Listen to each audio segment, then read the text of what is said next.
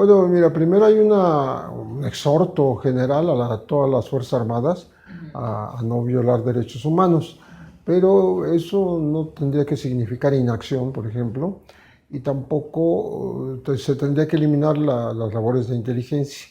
Sería muy importante que la Guardia Nacional fuera tras objetivos precisos que previamente grupos de inteligencia hayan ubicado, ¿no? Por ejemplo, que, que no se limitaran a la captura de capos, de jefes de células criminales, que eso no conlleva más que la sustitución de esos capos o pugnas internas entre los grupos cada vez más atomizados. Se ha balcanizado mucho la delincuencia en México, son pequeños grupos que derivaron de los grandes cárteles y ahí están actuando y se pelean entre ellos. Y de los Beltrán Leiva quizá puede haber más de 20 derivaciones que provinieron de la misma raíz, pero que se han ramificado. De tal manera que mucha de la delincuencia se le atribuye a estos grupos, al enfrentamiento, al intento de dominar rutas y territorios, pero no es inocente la fuerza pública que también está presente por ahí, ¿no? Entonces, hay que usar inteligencia, hay que saber llegar y hay que usar la inteligencia financiera también, las unidades de lavado de dinero, que lleguen a donde está el dinero, que es lo importante para que opere un grupo criminal. Yo esperaría que este informe que dio el secretario Alfonso Durazo, de que se incautaron o se congelaron cerca de 2.000 cuentas, 1.990 y tantas cuentas, pues fueran de la delincuencia organizada, datos, de todas maneras, para 1.900 y que sean 5.000 millones de pesos o dólares, no es mucho. Tendría que haber más actividad en ese sentido. Si fue en contra de capos del narcotráfico y de otro tipo de delincuencia organizada, pues está perfecto. Pero vamos a tener que ver más, o sea, resultados de acciones de inteligencia, más que confrontación.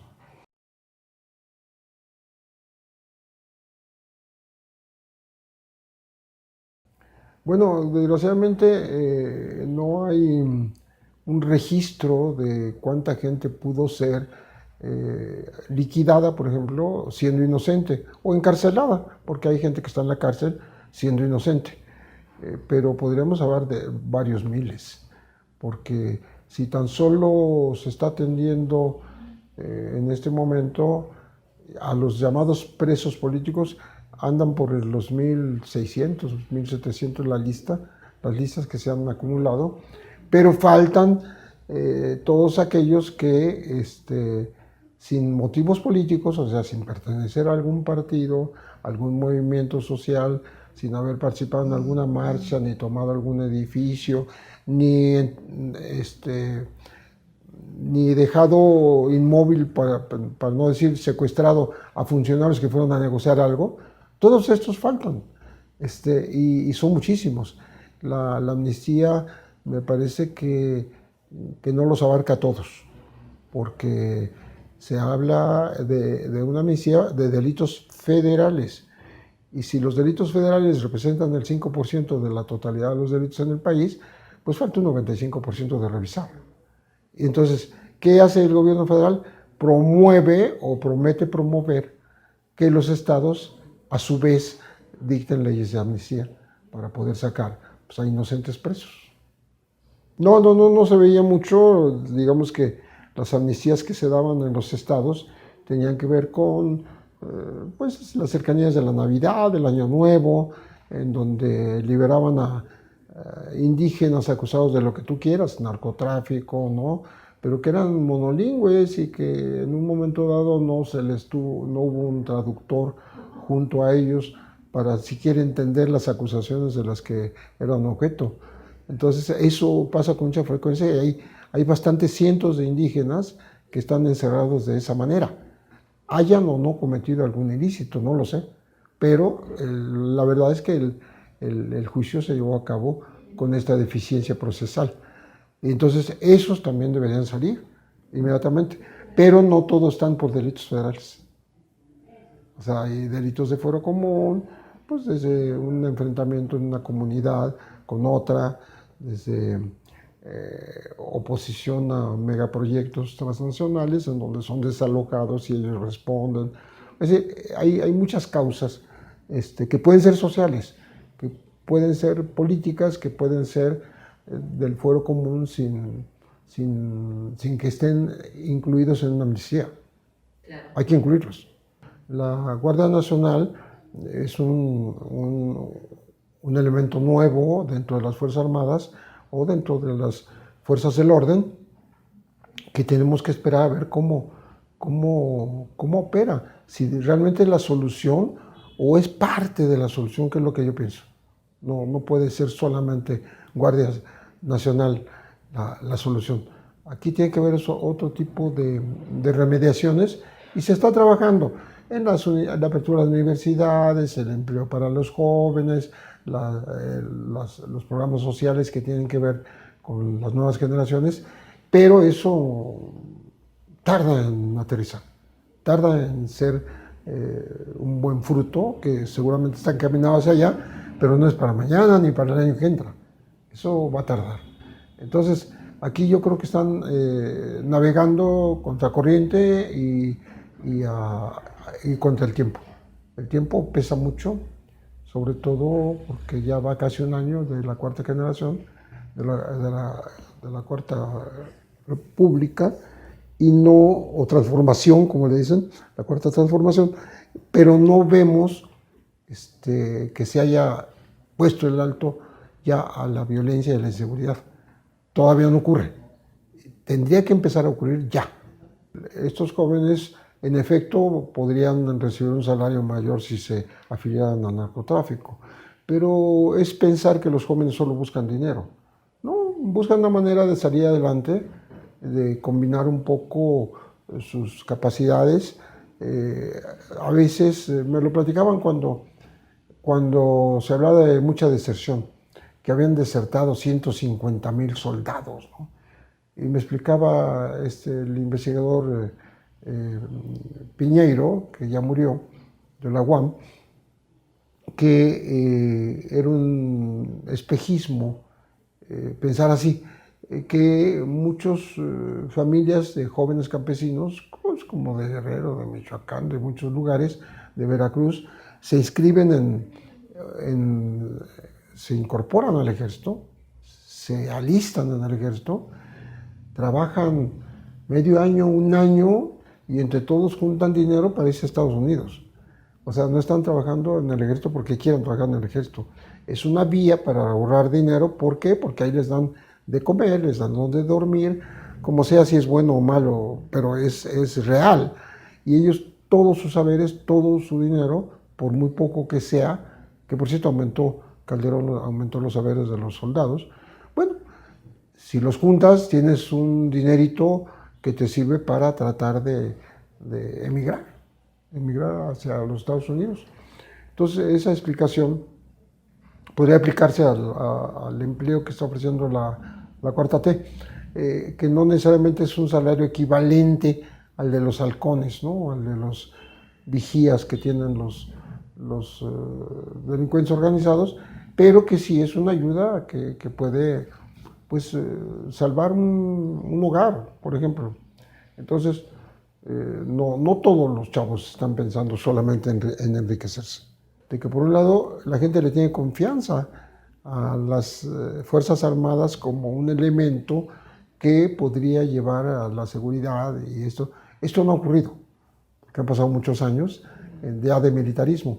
La gente suele ubicar a la militarización en tiempos de Calderón, pero la militarización viene desde antes. Desde Ernesto Zedillo, él intentó militarizar Chihuahua, todo Chihuahua. Mandó a un procurador militar, mandó a agentes del Ministerio Público militares, mandó a agentes federales y sus comandantes, todos eran militares. O sea, quiso hacer un plan piloto de militarización en Chihuahua, que obviamente no funcionó, pero ya había intentos de militarización desde antes del 2000. estamos hablando de los 90s.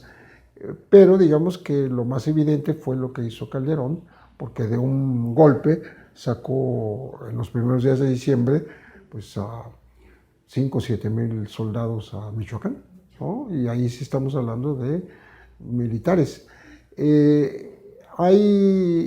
Hubo la sensación de que la Marina iba a ser la fuerza que sustituiría al ejército en labores de combate a la delincuencia organizada. De hecho, Estados Unidos escogió a la Marina. Ya cuando matan al mayor de los Beltrán Leiva, Arturo, ahí en Cuernavaca, fue la Marina. Ya estaba actuando la Marina. Hubo un anuncio del secretario de Marina en la época diciendo cada vez vamos a actuar más nosotros. Pero en el momento en que empezaron a actuar más, también subieron las denuncias en contra de los marinos por violar derechos humanos. Entonces, ¿cómo evitar esa paradoja? Ese es el gran problema, que tú puedas meter fuerzas armadas, pero al mismo tiempo no incrementes la violación de los derechos humanos. Una intención declarativa diferente. Por lo menos hay una capacidad de diálogo con algunas poblaciones en donde antes nadie las escuchaba, ¿no? Pues sobre todo en tema de desplazados, que son desplazados por la violencia y nadie los atendía. Pues ahora se han instalado en el Zócalo durante varias ocasiones y bueno, se manda una comisión a que vaya a tratar de reubicarlos, de darles ayuda de albergues y de comida y de maíz, etcétera. Me consta. Esto ocurrió con gente del municipio de Leonardo Bravo, de cerca de cerca de Chichihualco, en Guerrero. Pero sí se trata de buscar, no es la solución global, porque la solución global falta por verla. Es todo el país está descompuesto. Y creo que sí se recibió una herencia muy pesada, pero ya se está acabando el tiempo en que se le eche toda la culpa al pasado, ¿no? Creo que ya va a empezar a contar los muertos y los ejecutados en la cuenta del nuevo régimen. Y eso sí es lo peligroso, porque entonces se va a empezar a juzgar por sus hechos, no por los hechos del pasado.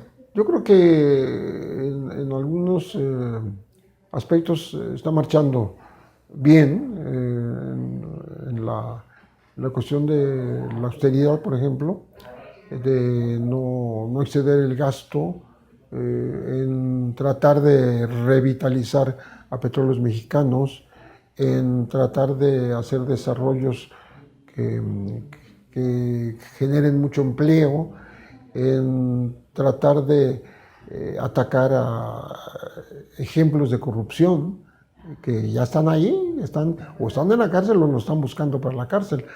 Es decir, todo esto creo que es positivo. Que falta mucho por hacer, que falta mucho por aplicar, pues yo creo que sí, pero son avances y me parece que la contención de la inflación también es importante. No estamos en la recesión, la tenemos encima como amenaza y creo que es tiempo de ajustar el modelo que se está llevando a cabo. Y me parece que el gobierno ha logrado convencer a algún sector empresarial de que colabore también. O sea, no todos son enemigos ya. Hay un sector muy recalcitrante de la iniciativa privada y del sector empresarial, pero hay otro que ya se adaptó, ya entendió que tiene que hacer algo también para que el país cambie. Y se seguirán recibiendo los ataques de los más ultramontanos, ¿no? La derecha más recalcitrante va a seguir atacando a la Cuarta Transformación y va a tratar de estorbarle. Eso que ni qué, porque así es la política, ¿no? No es de otra manera. Y el tipo de política que está desarrollando la Cuarta Transformación, pues es muy diferente a las anteriores. No les gusta, ¿no? Ese, pues que llaman ellos populismo, ¿no? De izquierda, pero Yo creo que se van a lograr cosas buenas y otras va a ser muy difícil cambiarlas. ¿Cómo ves a la oposición? Bueno, pues se quedó muy lastimada, dejada de la mano de Dios. Las izquierdas y las derechas se quedaron sin asidero porque fue abrumador el triunfo de Moreno, ¿no? Y sus aliados. De tal manera que van a tardar en recuperarse. Esto le da un respiro a la Cuarta Transformación, pero un respiro no quiere decir que necesariamente van a hacer las cosas bien. Pueden equivocarse. Yo creo que sí. Si en este momento se replanteara el tema de seguridad con todos los ataques que ha habido, etcétera, etcétera, a lo mejor habría que hacer algunos ajustes y que haya la humildad para hacerlos. O sea, no montarse en su macho y decir yo dije esto y eso es lo que voy a hacer, ¿no? creo que el buen político en el camino va corrigiendo aquello que no funcionó del todo, ¿no? Y si hay alguna corruptela nueva ahora en los modos del nuevo régimen, pues también castigar, pero ejemplarmente. Es decir, no pueden permitir que haya corrupción ahora como la que hubo en el pasado. Y si la hay, la tienen que castigar, porque de otra manera la gente no les va a creer.